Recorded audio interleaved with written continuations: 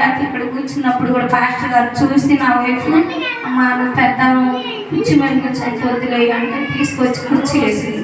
కింద కూర్చుకోలేక సాఫ్ట్గా ముడుచుకుంటా నా పరిస్థితి చాలా బలహీనంగా ఉంది.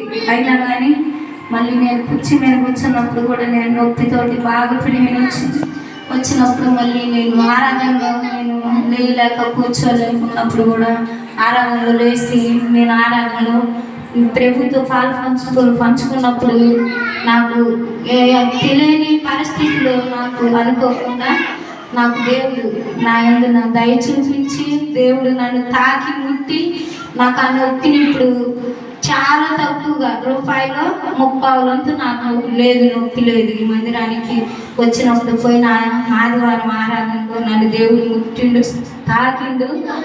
అలాగే నీ విశ్వాసం నుంచి నీ విశ్వాసమే నేను స్వస్థపరచనన్నా. నన్ను ఎవరేమనుకున్నా నాకు సంబంధం లేదు. నేను ఒక పెద్ద పాస్టర్కి చెల్లెలు, మీ అందరికీ తెలియదు. ఎందుకంటే బిందులు ఇచ్చిన కాడ నుంచి నేను ఏదో 2 పాటలు పాడి ఈ మందిరానికి వస్తా పోతా ఈ ఊరు వస్తా పోతా ఉన్నాను. నేను అంటే ఉద్యోగం ధర్మం కాబట్టి నేను ఈ మందిరంలో ఎలాంటిదైనా నేను ఒప్పుకుంటున్నాను. తప్పులు ఒకవేళ అబద్ధాలు